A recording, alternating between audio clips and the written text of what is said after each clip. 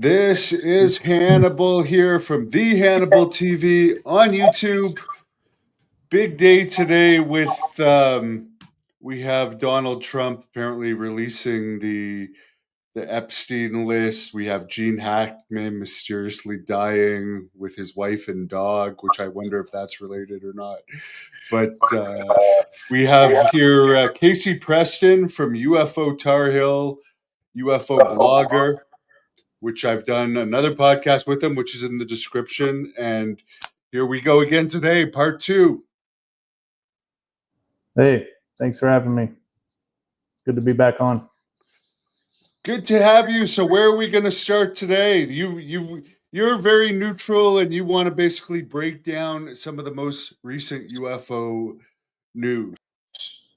Yeah, I mean, I guess the most recent since we last talked was Greer's most recent video uploaded to YouTube.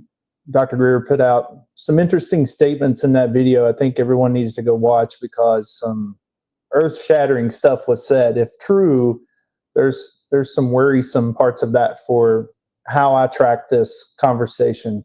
He made a statement on there about flat out again saying Lou Elizondo is a liar. And yeah, I think you might have the clip on it. We can touch on that. Yeah, and I haven't actually seen it yet, so let's take a look here. We don't have anything like this, right? We don't have any craft lying around that could explain this. It's either Russian, Chinese, or ours. And it's not ours. We've already said it's not ours. We don't have that capability. And we damn sure hope it's not Russian or Chinese, because then we're really screwed. Totally a lie. Now, why would that lie be so good? Think about this, everybody, for a minute. Why would something that has already been proven, if you go to the Disclosure Project Intelligence Archive, dpiarchive.com, you'll see, 120 plus crash retrievals, but you'll also see witnesses, military and corporate. Yeah, that's about all of it. UFOs, and so much so. Yeah, I mean, you hear him there. I mean, he doesn't make any. I mean, he's clear as a bell to me, right? I mean, I don't know if you read him any different way than I do, but I mean, he's just flat out calling Lou Elizondo a liar. And any of those of us following the topic on X, we know that if you speak ill or against Lou Elizondo, I've seen him have his attorney send you a cease and desist. So he doesn't seem to be afraid of calling Lou Elizondo a liar.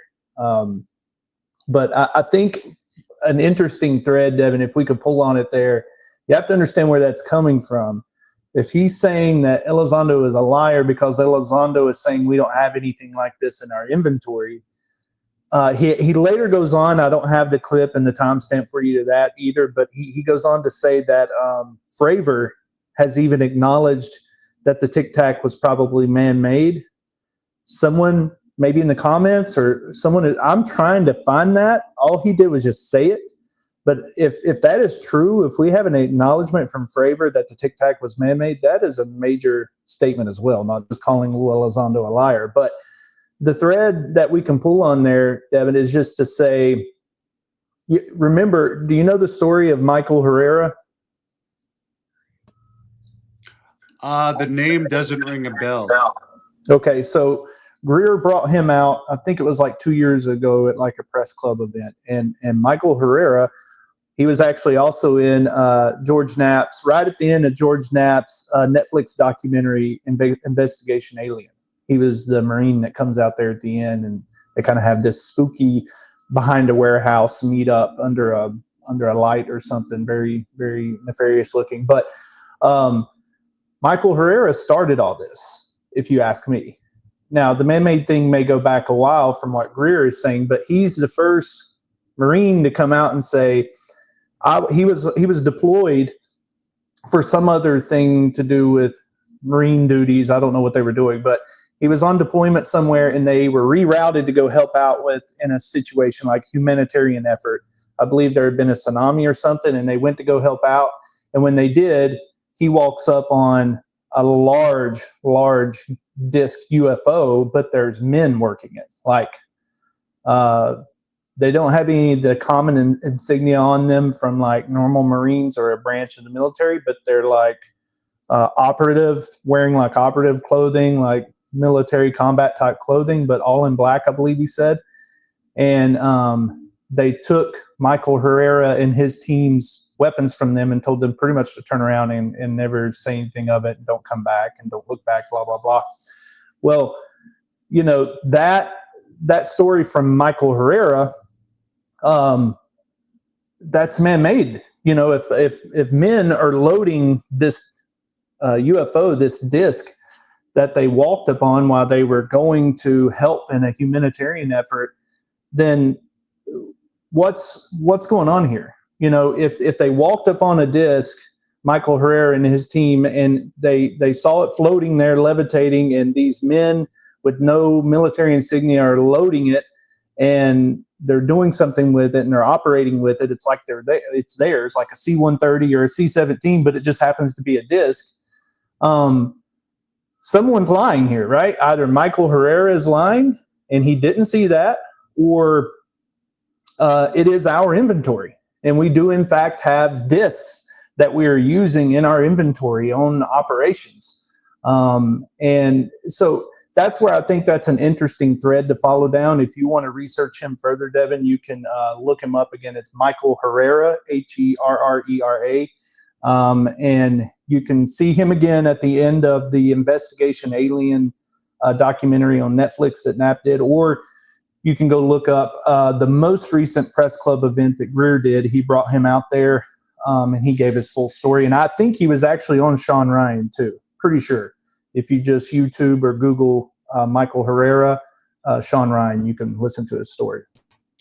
So what do you make of the whole Greer thing with his comments calling Elizondo a liar, which he has called Elizondo a liar before? Mm-hmm. How is this different? It's just in the context of this man-made, do we have inventory or not? That is ARVs, alien reproduction vehicles. Do we do that? And Elizondo is saying, no, we don't have anything like that in our current inventory. Greer is being more specific here to calling him a liar, saying he's a liar because we do. And Greer has always maintained that the Tic Tac was man-made. I mean, from day one, he came out right when the Fravor story broke, and he's like, that's man-made. You know, that's like Lockheed Skunk Works or Raytheon or something. But he did step it up a little bit this time to say that he's claiming that Fravor is aware that it's man-made now and has even admitted to that. So I'd like to do some more research into that and find proof if Fravor actually said that. But I just think it gets very specific to that situation of Michael Herrera seeing operatives working, doing something where they're loading these large crates onto a disc-shaped UFO. That right there ties it to it's got to be man-made, or are we trying to say that we're working with aliens? So it's either Michael is lying, he didn't see what he saw, he did see it, and it is ours, and we do have these things in our inventory, or we're working with aliens. And we have aliens that are helping us with some of these operations. I mean, you have to pick which one you're most comfortable with. So. And I've heard Greer talk about the Tic Tac being man-made as well. Yeah. And apparently the gimbal they've said is man-made. The actual, what is it, AARO have found that. What do you make of that? Yeah, I think I had seen that recently too, where they had debunked or put out some letters on some of those Go Fast videos and things like that, saying that it's probably a bird or something moving at a rate that looks quick or looks fast, but it's not really that fast.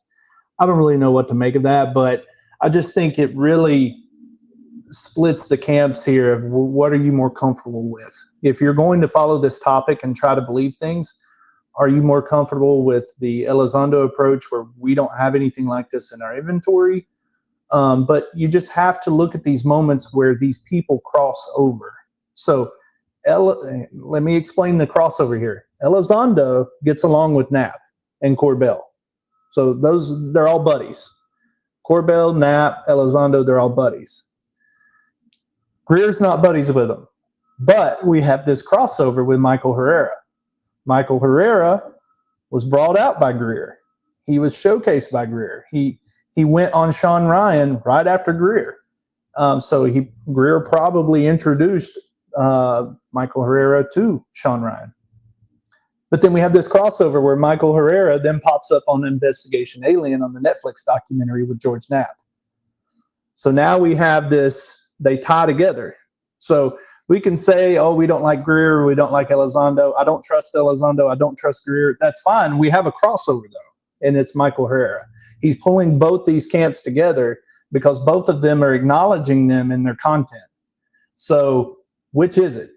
Is Michael Herrera lying? Because if he is, then why did Knapp have him on? And why is Knapp friends with Elizondo, who Elizondo says we don't have this in our inventory? But Michael Herrera would say we do because he's seen it. So you see what I'm saying? The rub is we have a problem here. I don't know if people are picking up on the thread as good as I did, but immediately when I watch things like that, and when I'm watching Investigation Alien on Netflix and I see Michael Herrera walking out there, I'm like, okay, so that's a Greer guy. What's he doing on a Knapp documentary? Because isn't Knapp in this Elizondo camp? So we have some of these conflicts every now and then we have to pay attention to. And there was a picture here you wanted me to put up. Could you tell us what's relevant about this? Yeah.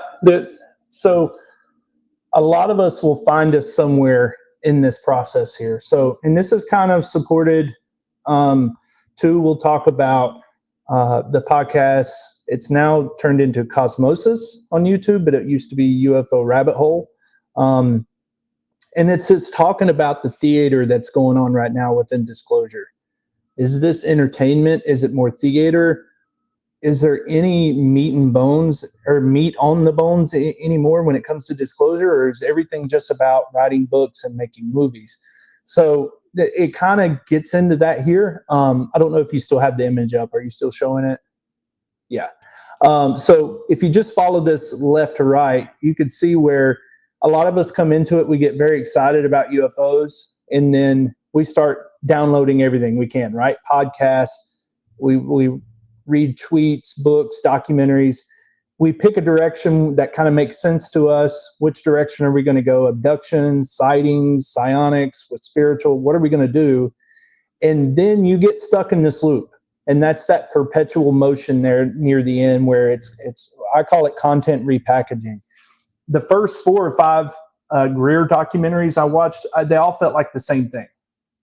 Just repackaged, called a different name, but he says a lot of the same things, references a lot of the same people. Yeah, I agree with you there.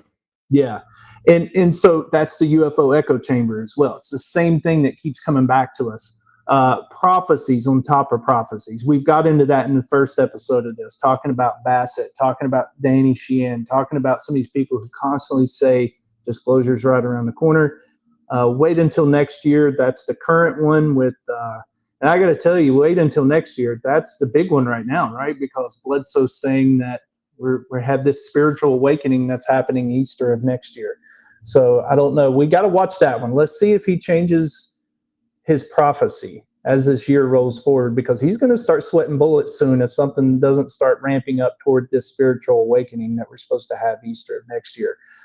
Trust me, bro. Everyone ties that to Corbell. He can't tell us anything, but we just have to trust him. And then when all else fails, we're talking about what we just started the segment with, which is like, let's just create drama in the UFO camp itself. And then once you get away from this perpetual motion of constantly hearing the same thing over and over again, what do you do next? Do you just leave? You're just like, I've had enough of this. I don't even know how to track. A lot of people do. Or do you do the option number 1 up top there and just restart and just pick a different? And that's usually what I've done.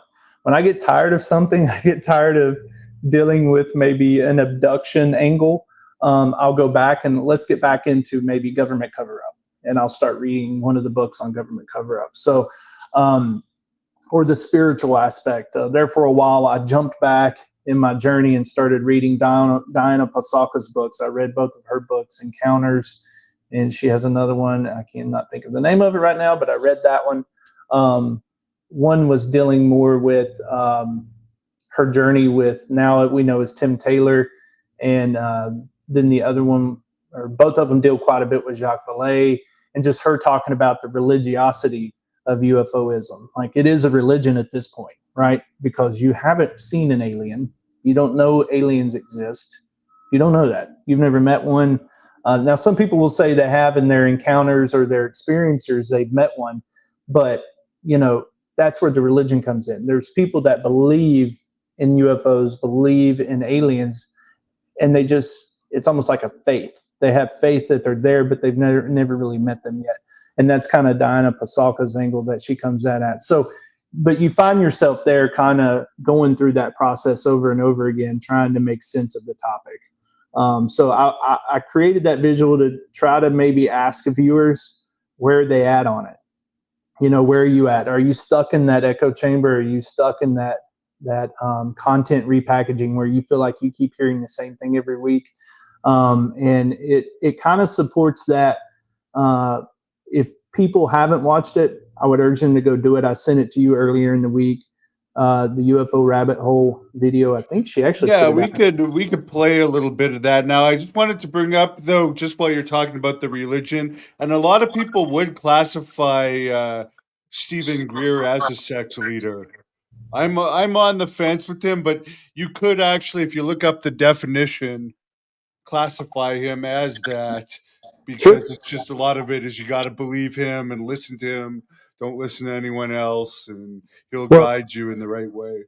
And here's the funny thing on that. What happens after the faith leaders pass on? Where do we go from here? Danny Sheehan is 79. Greer is 69. Knapp is 72. Vallée is 85. Coulthard is 63. Even you throw in Hal Puthoff, he's 88. If you average those together, the average age of these prophets are 76 years old. What happens after this? You know, where do we go after this? Who's going to, you know, these guys are going to have to get something soon, because they're not going to be with us much longer. And that's not me being rude or anything. I mean, it's just they're of advanced age. I mean, it's just when you're 88 years old or 85, like Jacques Vallée, I mean, the time is now. Like, whatever you know and you feel like you're holding back, you probably need to go ahead and let us know. And where do we go from here? Like, who's going to lead this next generation of, as you put it, like that faith leader perspective? Who's going to continue the UFO faith? And I know that sounds like a weird way to talk about it, but it somewhat is. I mean, you latch onto somebody, you believe their content, and you know, you start building a faith around it. So it would be cool if Hal Puthoff put out a post-death video where he released. I guess some of them could do that in theory and not have to worry about repercussions, although there might be some on their families. But actually, like, Hal knows exactly what's going on. I can't remember what they call that. There is a name for that. If something happens to me, this happens. What that is called, like a death trigger, or what's it called? Yeah, I really don't know. But Mr. Beast has been talking about it lately. He's done some just in case he passes away. But the other thing I wanted to bring up related to religion was Tim Burchett was saying publicly he doesn't like this psionics talk of summoning UFOs because he thinks you're opening yourselves up to being possessed by demons, because he believes that whole psionics is demonic. Mm-hmm. Yeah, and you know, that was something that it cracks me up when I read something and then all of a sudden it ends up on X a year or two later. Dead man switch. Thank you. Someone just said it on YouTube. But yeah, I'll read a book that explicitly says something, and then they pop it up on X like 2 years later, and they're like, "Can you believe that Jacques Vallée said this?" And I'm like, "Yeah, he put it in a book like 2 years ago." For example, with the demonic stuff that you just mentioned, Diana Pasalka, in her book, she says she goes to Jacques Vallée's home, and he's got this huge library. I believe he lives somewhere near San Francisco, and he references one book she has to read, and it's the one that's highly related to what's going on here with aliens and UFOs. And I'm probably saying this wrong, but the name of the book was like Devil or Satan or the History of Satan or something like that. So there's been some stuff popping up on X about that, like Jacques Vallée referencing some kind of 666 thing as it relates to UFOs. You know, who knows? Elizondo has said that, by the way. Elizondo has said in his videos within the last few years, there's one very specific one out there where he says people may not realize that there could be something demonic related to these. So even Lou's went there. So that has been said before, but I don't know what to make of that other than you probably need to read, if you haven't, Diana Pasalka's books.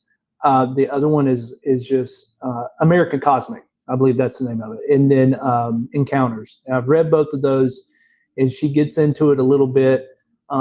She gets into her journey to the Vatican with Tim Taylor, and those who don't know Tim Taylor, he's the NASA controller that is the enigma that everybody wants to podcast. If he ever does come out one day and start podcasting, he's going to be on so many podcasts, it's not even going to be funny. There's going to be 20 podcasts in a month, all with Tim Taylor on it. So, but he's apparently. And you're not talking about Tim the Tool Man Taylor, I guess.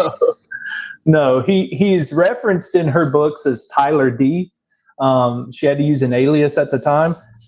She even used an alias for Gary Nolan in the book, and then eventually Gary Nolan outed himself that he was in the book with her under an alias, and then so is this Tim Taylor. But this Tim Taylor is heavily involved in, even recently, Bledsoe. Bledsoe put out some pictures on a recent podcast of him with Tim Taylor at NASA. And that's the story that Bledsoe tells about being at NASA. And he asks Tim Taylor and everyone at NASA, why did you bring me here? Why do you need this old country boy from North Carolina? What's the deal? And they say, well, you're seeing orbs and our astronauts are seeing the orbs too. And he's like, well, how many orbs are you seeing? Or who's all seeing orbs? And they're like, everyone in NASA is seeing orbs. Floating right outside the window when they're up in space and things like that. And that's what Bledsoe claims Tim Taylor and NASA tells him. So, yeah. So let's take a look at that clip that you wanted me to show, because that's an interesting allegation. This weekend we had some very famous people here. A private skywatch with a group from LA, and we saw a lot of orbs. We saw a lot of orbs. A lot of orbs. In 2 nights, we saw 100 or more, over 100 in 1 hour the first night.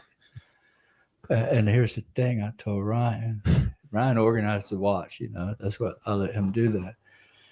And I said one thing. I said, Ryan, you be sure you have everybody at my house at 5 minutes to 6, not a minute late. If you do, I'm going to be upset because they're coming at 6. That was the night before. It's going to be 1 hour. You're going to get to see it for 1 hour, and then it'll be over. I told him that 24 hours in advance. And when we got there, 5 minutes to 6, still daylight, this orb appears right in front of us. And everybody's, oh, my God, and they're filming it. 6 o'clock, here comes 6 at the time. And in 45 minutes, we had over 100 just all over. Nonstop this guy at once. Just Wow. and see, So have they put out the video of this? No, but look, I really want to believe Bledsoe because I'm in the same area he is as far as where he lives. So I'm kind of, I want him to be right. I don't want it to ever come out that he's some hoaxer or what he's saying is not true. I 100% hope he's right. As far as these orbs, I don't know about the whole next year prophecy of Christ coming back. But in the context of seeing orbs and it truly being something, another phenomena or, something like that, I hope he's not doing anything there. And the reason I say that is everything that he's ever told us leading up to now is this interaction he has with the orbs is very spiritual. He would meditate. He would say a prayer or almost like I don't want to call it a summoning, but it's like a "can I see you" type thing. If I'm good and you're good, will you please show yourself type interaction, and then they would show up. So that's how I started following Bledsoe. Everything was very spiritual with him. You know, he would walk outside, or he's sitting inside talking to people, and he goes, "You know what? I sense them. They're here. We need to go outside." And everyone jumps up and they run outside and they see an orb in the sky because he felt them. He felt them coming. That video bothered me. That bothered me because it's transactional. You know, now it's tomorrow. We're having celebrities out. So the stakes are down, right? Everything's on the line because you're having a live event. Celebrities are coming in, which we can get into that. That pisses me off that only celebrities are getting access to this stuff. But celebrities are coming in, and you got to have everybody in place, 5 till 6. They got to be there. They got to be on time, not a minute late. These are his words. I'm not making this up. We just listened to it. That bothers me. That feels more like a light show. And I hope it's not that. I really hope it's not that. But when you make it that transactional, tomorrow, 5:55 p.m., have everybody in place, the lights will start showing up, and they're not going to stay any longer than this time. I've never heard him talk about the orbs in that context of, well, they come and they give me their schedule and I go write it down on a calendar. He has never said that until that video. So that really bothered me. And then when I heard it was for celebrities, as he puts it, I hope that's not the case, but I'm very bothered now because he is like psionic number one, right? He is the guy who's leading the psionic research because he claims that CIA comes to his property. He claims NASA's having him in to help him explain these orbs. He's been on the Discovery or National Geographic channel where they hooked him up to the EEG, where they put the cap on his head and they were reading his brain waves as he was summoning the craft. I mean, this guy's serious. He gets a lot of play. So, but even then, when they studied him on that cable series that he did with National Geographic or Discovery Channel, he had to go sit out in the middle of the field and wait and summon them. It was never like, hey, National Geographic, let's film this at 6:00 because at 6:00 they're going to show up and they're not going to be there any longer. So, yeah, the transactional aspect of that really bothered me. I don't know about you, but that's kind of what I get from it. What do you think the orbs are? Somebody here is Sage Pup is saying they're not man-made. They seem to be curious but cautious around humans. We've heard about all different types of orbs, like the ones in the sky, the ones that we're seeing with the drones, then the ones that Lou Elizondo talks about in his book that are actually inside his house, following him around. So, What do you make of this? Yeah, and I mean, that's a claim when people go and see Bledsoe, is there's a hitchhiker effect, and they followed him home. And you hear a lot of people talk about that. I'm pretty sure Science Bob, he was on with Jesse Michaels recently on his podcast. I think his last name is McGuire. Everybody calls him Science Bob, I believe, on X. But he claimed when he went out to go see Bledsoe, he lives in Virginia. And he said when he went down to go see Bledsoe, he saw the orbs, and then he started seeing them at his home. And I know Devin, Jim Semivan, he tells the same story. When he would go visit Bledsoe at his home, he would go home, and then he would see the orbs. So I think it could be both. This is where I like to present theories. And when we were talking a second ago about this podcast, I'm sorry, I hit my mic. UFO Rabbit Hole, she is only giving a theory or her perspective of where things currently stand in disclosure, and people are really attacking her over it. And it's the same thing here with this idea of orbs. I can give you my theories and my ideas, but you're going to have to understand that if I do that, it may have me in a situation where I'm casting doubt on someone else and their story. For example, I put a video out there, and it just is what it is. People can like it or not, but Bledsoe claims and says that he is not only a commercial pilot, but he's a drone pilot. All right, he said it, and it's on YouTube. So you see what I'm saying? When you start just as a human being trying to piece together an orb, he's seeing an orb on his property that flies at about drone altitude, and it's always a round light, and it just always floats by in a linear fashion. Can we at least entertain the idea that that could be a drone that he's flying or programming to fly? You can program a drone to fly and it do it autonomously by itself. I can't. If I propose that now, everyone's going to put me on blast and say you're calling Bledsoe a liar and everything else, and it's just like, what?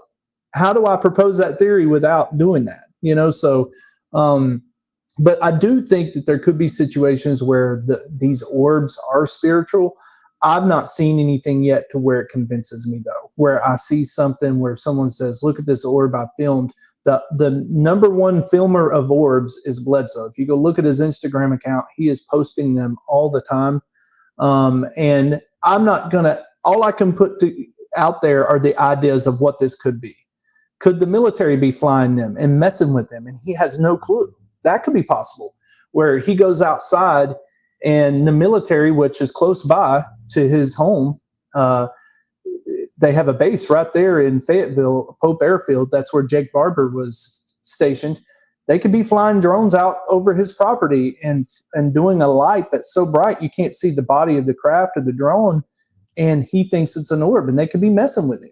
And then he's in his own world, he is telling the truth. And he's telling you the truth. He just doesn't know, because no one can fly up to that spot where that light is and actually see what it is. We're all looking at it from 2,000-3,000 feet away, trying to make our best estimate or guesstimate of what it is. So, I mean, I've not seen anything convincing of the orbs. It's all stories. I mean, it is what it is. You have to listen to people's accounts of what they've seen, and then people have to just make up their mind if they feel like it's spiritual or, something man-made. What about, apparently there's like green and blue orbs, and the one type of orbs will actually cause some physical harm. Do you know about these kinds that, like, and these are not the ones up in the sky. These are the ones that you'll see flying low and even inside sometimes. That may have been considered a ghost in the past. Yeah, you're absolutely right. And I think Elizondo talks about that, because he says he's seen him in his home. Now I don't think they've done him any harm, but I know that that's something that again, that's been documented, this hitchhiker effect. I don't know who he was around, that all of a sudden they started showing up near him and around him. When Bledsoe talks about the orbs, from what NASA told him, that all the astronauts see them. And again, this is Bledsoe's claim, is that NASA told him that all astronauts have seen orbs. Sometimes they're up there and they're doing their spacewalk, and they're doing something on the ISS, and they look over and all of a sudden there's an orb floating there. That's his claim. But I've never, unless you have, I've never heard of them like hurting anyone per se. I do know that there have been some convincing videos come out. One, I believe, was in Florida recently, where they photographed an orb that was in the sky, right off from the airplane.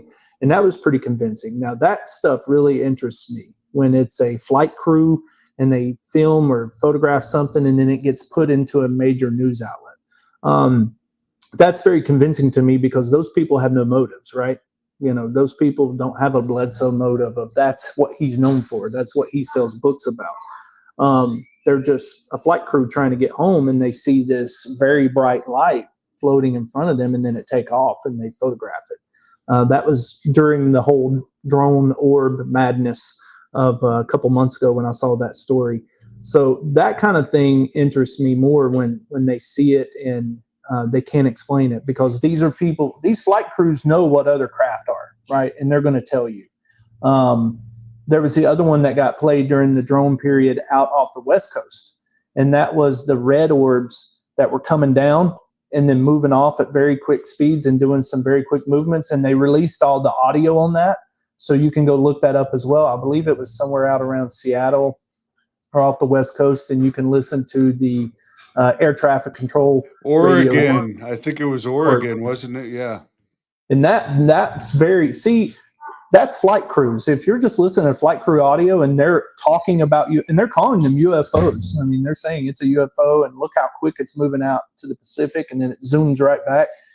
That kind of stuff is what interests me more than maybe the Bledsoe orbs, because the Bledsoe orbs always happen in a very controlled way by someone who has some vested interest, right?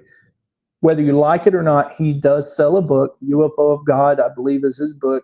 He does go to events and have his time. And so, I mean, he has an objective to, propagate this message. But whenever I hear airline crews and things like that, and I'll just tell you one recently, and I'll do it real quick. I made a friend of a U.S. pilot that he works for a major commercial airliner that we've all flown with. And he told me about 3 red orbs. So it made me think of that Oregon event, because he said they were at cruise altitude, which was like 40,000 feet. And he said, just imagine, nothing's going to be above you, because you're up.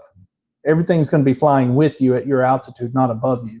And he said, just imagine out from above you, 3 red orbs came down, and they were in a line stacked. And he said they came down in front of the flight off in a distance and stopped. And then he said they took back off and zoomed straight back up. And he's like, when I say up, think of what I'm saying, because I'm already at 40,000 feet. So they just zoom up and go away. He's like, and I'm looking at my, co-captain, we're like, what the hell is that? So when I hear story, and that was told to me by somebody who's still flying, and he's one of these like no bullshit kind of people. Like, you cannot get him to tell you any fancy stories. And I the only reason he told that story is I had to ask if he had seen anything. And I went to a couple outings with him first before I asked him, because I didn't want to be that guy to bother him about UFOs. But very convincing story. And then I hear of these red orbs off of Oregon and stuff. So those are the ones in orb world that really interest me more than the spiritual aspect of it. And I will find this, or can't find it right now, but for the next time we do this, there is a Lou Elizondo podcast where they actually show some pictures of orbs. It was a British thing, but I can't remember the exact name of it, where they talked about these green ones that seem to provide some type of radiation, feedback to humans. But let's take a look at this Twitter video that you wanted me to show that I did think was interesting. Yeah. She made some good points about Elizondo himself. So let's play it. All good things must come to an end. And this podcast and the international community that has sprung up around it has been a very good thing. One of the best things in my life. Which is why it's hard to actually say the words that this episode will be the last episode of the UFO rabbit hole. I made the case on this podcast more than once that what we were witnessing was an unprecedented movement led by brave patriots within the military intelligence apparatus that were putting everything on the line, even their lives, to bring UFO disclosure to the public. I don't believe that anymore. Most, if not all, of what we've seen on the disclosure front since 2017 has been theater, designed and acted out with those core objectives in mind. I'm going to commit the highest form of heresy that one can commit in this field. I'm going to say the thing that everyone knows is objectively true, but that no one is allowed to say, which is this. The disclosures that we've gotten from whistleblowers so far have come from known, and in most cases current, members of the intelligence community. Most, if not all of them, still hold high-level security clearances and still work, whether directly or as contractors for the DoD or for aerospace defense companies. In many cases, it's both. And the information shared with us by those whistleblowers is the information that has been approved by the DoD through DOPSR. The fact that it's so controversial to even acknowledge these basic truths is because the disclosure narrative is doing exactly the things that it's supposed to do. It's getting people invested in a story and in personalities that they want to believe in enough to not just overcome cognitive dissonance, but to deputize them to help further this narrative. If you want to see how absolute and insidious the narrative control is, just try this little experiment. Log on to Reddit or X and try posting a direct quote about Lou Elizondo, in his own words, from his own book, explaining that he was recruited into OSAP by James Lukatsky to run counterintelligence for the program, without adding any further commentary, and see how that goes for you. The Department of Defense, ironically enough, to finish the very I mission don't they gave trust you in the him when first he's place. wearing that hat. I didn't ask for it. I'm not. Yeah, I always because- say, Have that I I never mean, will be. that was about all of it anyways, but I always Yeah. say right there, he looks like the guy who's bringing the shaving cream canister in Jurassic Park that's going to put all the dino DNA in it. Yeah, that's who he looks like there to me, the guy on the island. But I mean, that's, so many of us are right there. And that's what I'm saying. That's why when we showed the diagram earlier of where you are in your UFO journey, you have to understand, if you go watch that whole podcast, she was at Seoul. She was at the Seoul Foundation conference. I mean, she isn't just some Yahoo. I mean, she knows what she's talking about. And she is a believer. So she's not trying to say that this is a fake topic and that all this stuff is fake. What she's calling out again is this religiosity. Are you so faithfully attached to a content creator like a Lou Elizondo or a Greer or a Bledsoe or any of these people, Coulthard, Knapp, you name it, that you can't possibly explore the possibility that something else is going on here, at least within the context of disclosure? And I think that's where she's trying to challenge people to say, just take a step back for a minute and, look at this objectively over the last 7 years since the Tic Tac video came out in 2017. So look, she acknowledges the progress of the topic, but she calls it a theater right now. And I'm sorry, it does feel like we're in the midst of a content theater. And there's a lot being flashed in front of us that we're trying to keep up. And, I made a couple notes on it. I thought it was really interesting, her talking about, have you ever looked into like the process of Dopser? No, but I've heard people talk about it. Yeah. So that's the Defense Office of Pre-Publication and Security Review. So Lou Elizondo can't write his book unless it goes through Dopser. I even believe like people like Jake Barber couldn't say certain things because of Dopser. So think about that there. Pull at that thread. If Dopser is approving what some of these people are saying, which camp are you in? They either approved it to be said because they want it to come out, right? So you let Lou say these things in his book because you want that content to come out. You let Jake Barber say what he's going to say about the egg because you want that to come out. Or they don't care that it's being published because it's not true.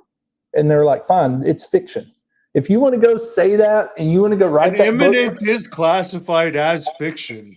If you actually look it up, and if you listen to the I didn't know audio that. version, there's a little thing at the start that says it's fiction. So wow, that's another point of it. I didn't know that. So I mean, you see what I'm saying?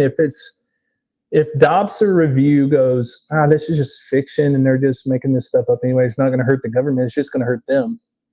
Yeah, go ahead and say that. We don't care. That, just because someone says, oh, it's been through Dobson, it's got to be true. I don't know about that. I mean, I guess it could be if it's something that some of the content is true and they want it to come out that way. But I'm glad you were giving us a chance to at least listen to what she had to say. I don't know her name. Honestly, I did not follow UFO Rabbit Hole podcast.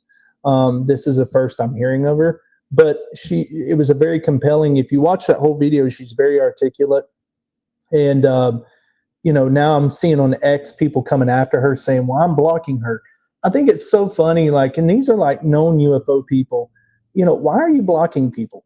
Just because she was not mean and disrespectful in her video. She didn't call anyone names or anything. She's just telling you her perspective. Why, when someone offers a different perspective, they go out and they start blocking each other and doing all this stuff, she's just offering a critique that I think we should be allowed to offer. People go out and block Mick West, who is a UFO debunker. Why are you blocking him? If what you're showing is true and cannot be explained in modern science or anything like that, then why would you block him? Why would you not want to hear his feedback just to see what he's saying? Because what's going to happen is one day someone's going to release some video that he can't explain and he can't debunk, and you're going to miss it because you blocked him. So, I mean, like, I don't understand why people get into this block mentality. There's another podcast on YouTube called Vetted with Patrick, and he talks about getting blocked by Dr. Gary Nolan. And he didn't even say anything bad about Gary Nolan. He was just asking some questions about Dr. Gary Nolan's story, and he got blocked on X. So some of these people get very touchy. You can't even question them. You know, if you try to even question Lou, you end up in some hater camp, and you're not. You actually respect some of the things Lou does. You're just asking questions. By the way, the AI overview imminent is classified in the science fiction adventure category for whatever that's worth. So, yeah, and so, I mean, that's interesting. And you'll notice this critique goes a long way around. Finally, since December, there hadn't been an update, but Coltart and Bryce Zabel did an update on their podcast, Need to Know. And, Coltart was very angry at certain parts of that video because he said people were critical of the Jake Barber story. And, I have talked with Ross a few times because I've received intel from people, and I won't explain on here how I got certain intel, but I had things told to me by people who were Pentagon insiders, and there's a whole nother story.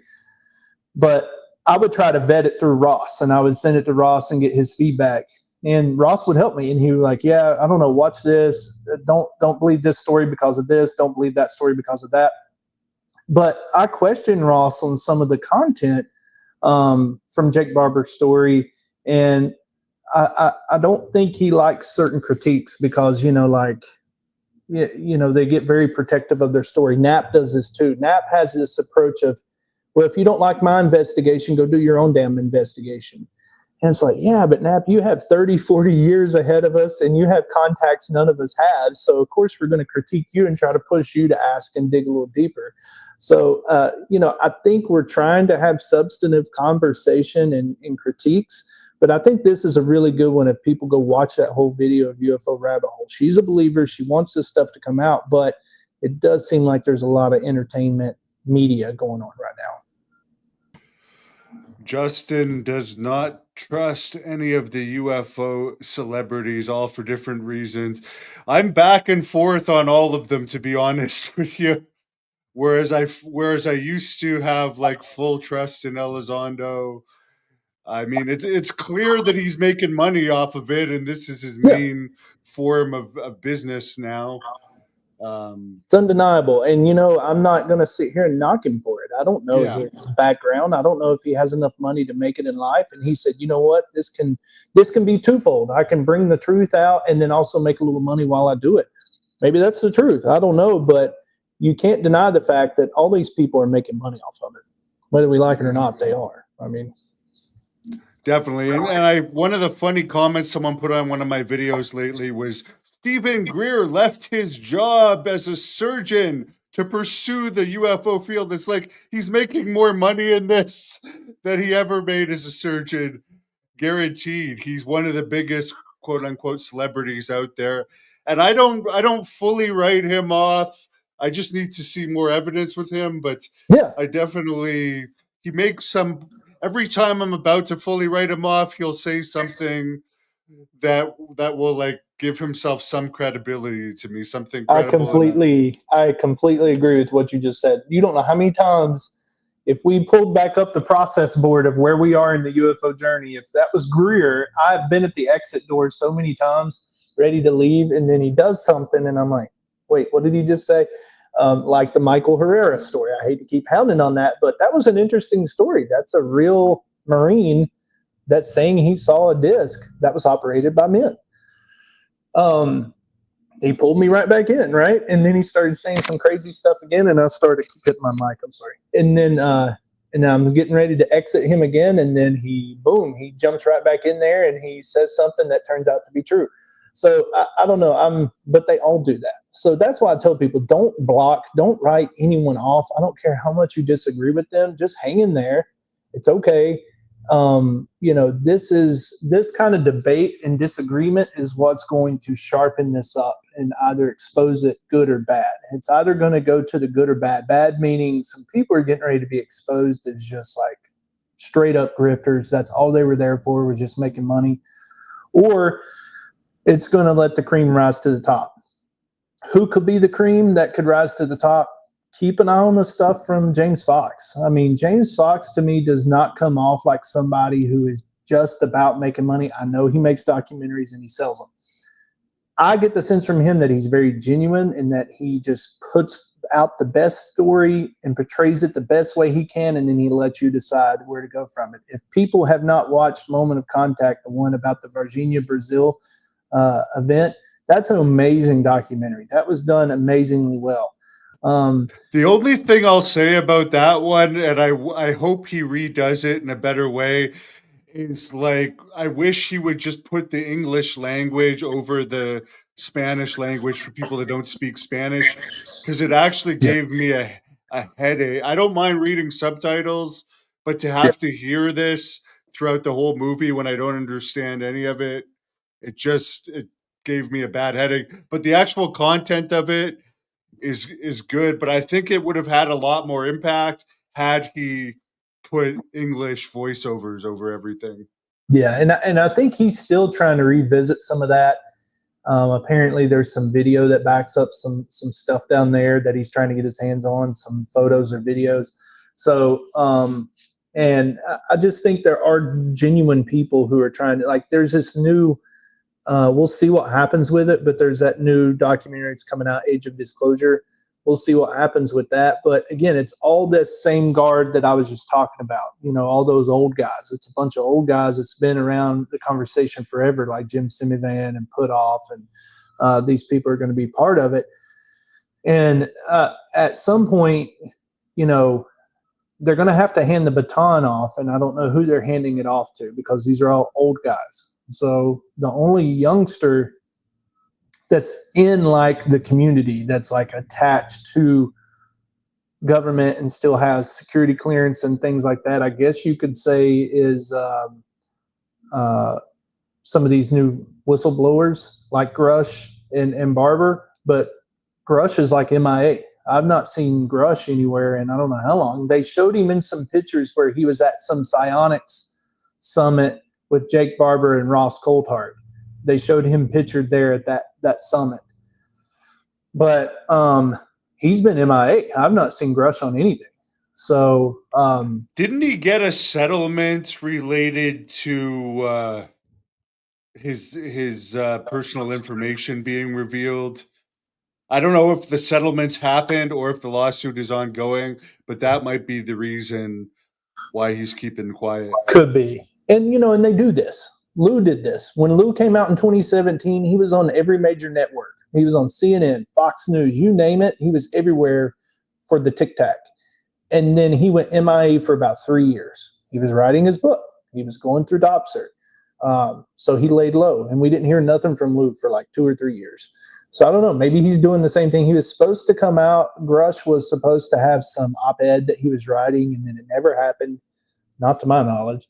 And so maybe he's doing something too that requires, like what you're talking about, or that requires some lengthy DOPSERT before he can say more.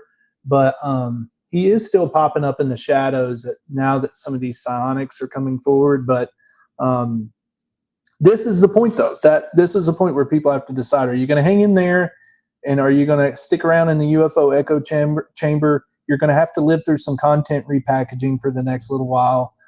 As content kind of dries up and they're just going to start saying the same things over and over again. Or are you going to exit and just come back to it some other time, Yeah.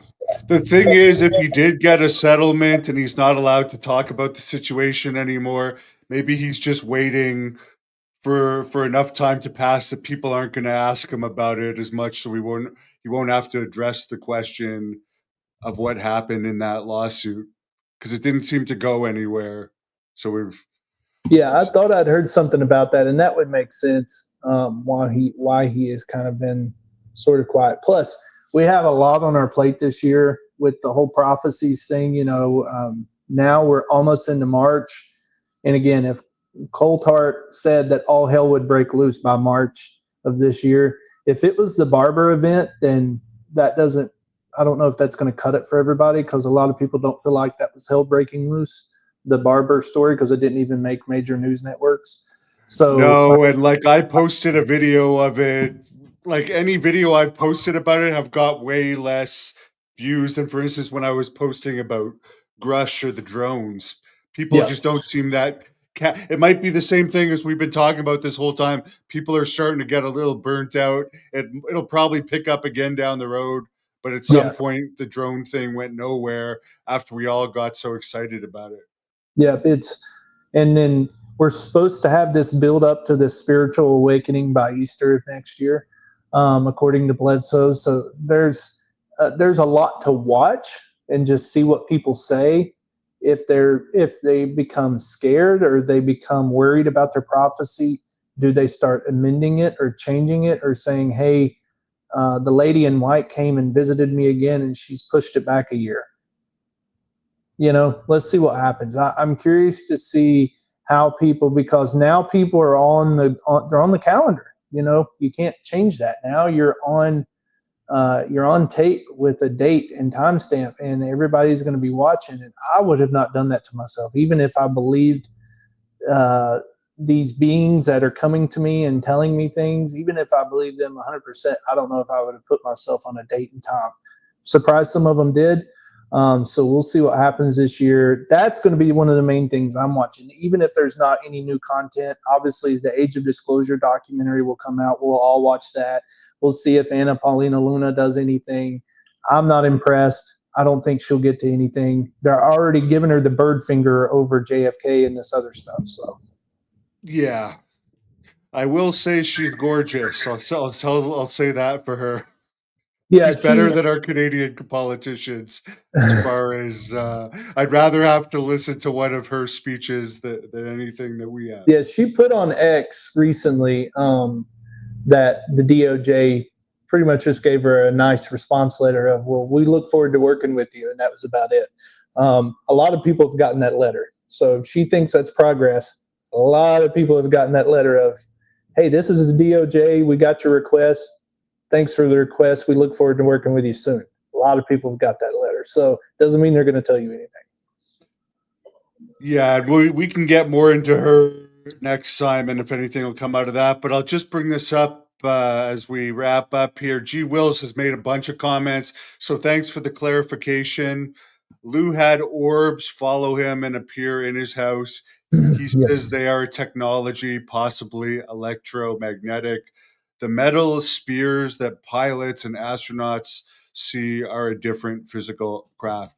Thank you. It's been a while since I read Lou's book last summer, so I appreciated that he believed they were electromagnetic technology. Yeah, and I remember Lou saying that he has seen them in his home, but I could not remember. I will admit I have not read Imminent, not for any other purpose other than it's not been on my radar yet. But the weird thing is, he talked about it, I think, in the podcast with Blossom, of all people, that he did, which was actually a good one. And I think she brought up, well, why are you not setting up cameras if these things are appearing regularly in your home, following you? Because especially nowadays, it's easy to set up cameras. People have them for their dogs and stuff. And he didn't have a good answer. He just said this went on for about 6 months to a year, fairly regularly. Yeah, I mean, again, I don't know. I mean, if they would just come out and say, I don't want to mess with interaction by introducing some type of recording device, okay. Again, Bledsoe is a drone pilot. He said he's a drone pilot. Okay, why don't you fly a drone up there and get close to one of those orbs as they fly by? And just make him answer. I think obviously the answer will be, well, that's not the interaction I'm looking forward with them, is to record them in that way, then they may never come again if they figure out a bit. Well, just make him explain that. But no one ever asks that kind of prosaic view of like, well, just capture the moment, get a camera and capture it. And, it's the same thing with Bob McGuire, Science Bob, when he went out to Bledsoe's property and he said he saw some massive orbs there, some really big ones. Okay, just film it, put it on camera, that way the rest of us can see it, I think that would be the easy way to get around some of these, but, for some reason they're not documenting them. Don't know why. Very interesting. Well, I appreciate all your updates. Where can people follow you if they want to? I know you're kind of just doing this as a researcher, Yeah. and I like knowing about this, and I find you credible because you're not selling anything. You're not in this business at all, but you No, research just for it. That's fun. what I like about you.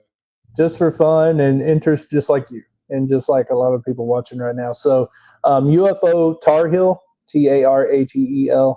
That's my X handle. It's a sad little handle. You go in there, probably most of my followers are bots, even if I have any. I don't do this to get recognized or get noticed. I do it because even if you and I weren't being recorded, we could just hang out and talk about these things. So if anyway, it may just be therapeutic just to have somebody else to talk to it about.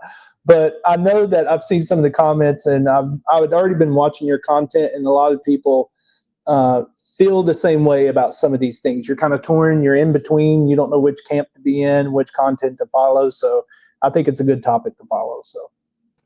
Yeah, and I'm at the point now where I'd rather just talk about it with someone than go on here and try and say the news myself, because this way it's more neutral, I Right. find, and people can kind of pick apart what we're saying and go research for themselves.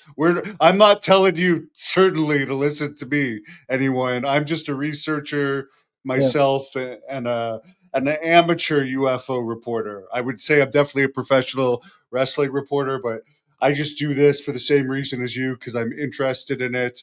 Yeah. And I appreciate you coming on. All hell is going to break loose in March if we listen to Ross Coldheart. So we'll have to do this again in March, Okay. and get down to finding out if all hell is actually broken loose or not. But I'll let you close this off.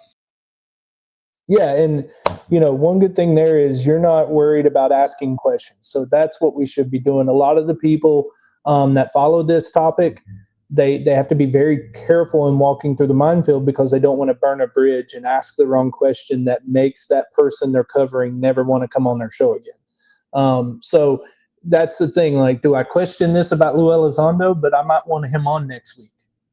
So what if I say something that's going to piss him off? That's what you'll find a lot in YouTube realm, is people don't ask the clear and obvious question that the rest of us ask. So I feel like you and I can do that here. So thanks for having me on.